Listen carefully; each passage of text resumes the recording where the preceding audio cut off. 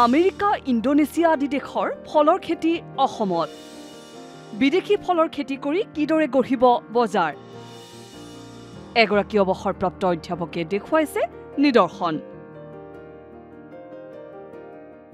এগৰাকী অৱসৰপ্ৰাপ্ত পদাৰ্থ বিজ্ঞান বিভাগৰ মুৰব্বী অধ্যাপকৰ মই প্ৰথম বাৰীত আছোঁ, যিখন বাৰীত অসমৰ পৰম্পৰাগত খেতি নহয়, আমেৰিকা, ইণ্ডোনেছিয়াৰ দৰে উন্নত ৰাষ্ট্ৰৰ যিসমূহ খেতি, সেই খেতি এতিয়া উপলব্ধ হৈছে এইগৰাকী কৃষকৰ বাৰীত। হয়, এইগৰাকী তিতাবৰৰ অৱসৰপ্ৰাপ্ত অধ্যাপক ডক্টৰ বুধীন্দ্ৰনাথ শইকীয়া।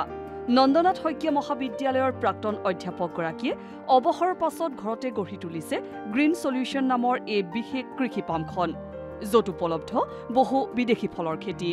3 বিঘা মাটিত ড্ৰেগন, 2 বিঘা মাটিত বিদেশী বগৰী, তাৰোপৰি এভোকেডো, মৌচুমী আদিৰ দৰে সুস্বাদু ফলৰ খেতি কৰি এক প্ৰকাৰ আদৰ্শ গঢ়িছে এই কৃষকগৰাকীয়ে।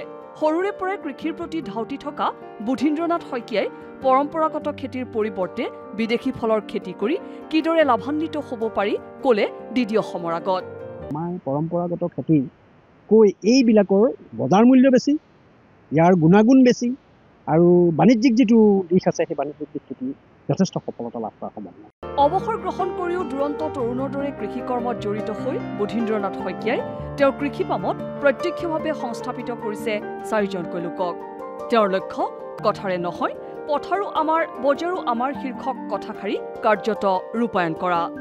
পথাৰখন আমাৰ, বজাৰখন আমি কৰিব লাগিব আমাৰ, কিন্তু সেইটো কৰিবলৈ যাওঁতে টেকনিকেল যিমানবিলাক আন্তঃগাঁথনিৰ কথা আছে সেইবিলাক আচলতে আমি নাজানিছিলোঁ।